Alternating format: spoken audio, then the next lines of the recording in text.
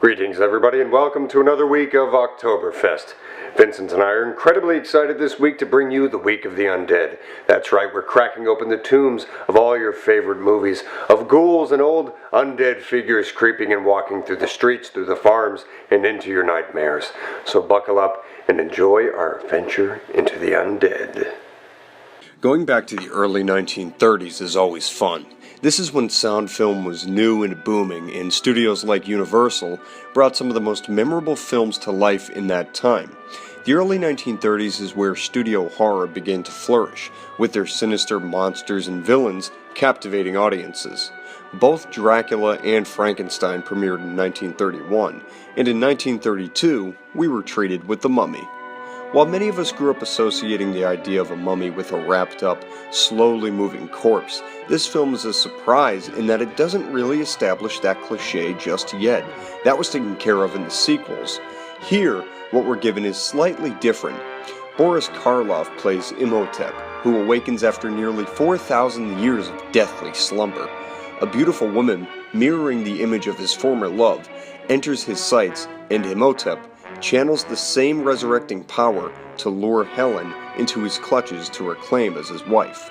Universal was cranking out these movies in pretty quick spurts, so they brought back previously used actors from past films. Edward Van Sloan, who was also in Dracula and Frankenstein, is also in The Mummy as a doctor, looking to stop Imhotep from enacting his nefarious plan. This also brought Boris Karloff back into the mix after already playing the Frankenstein monster.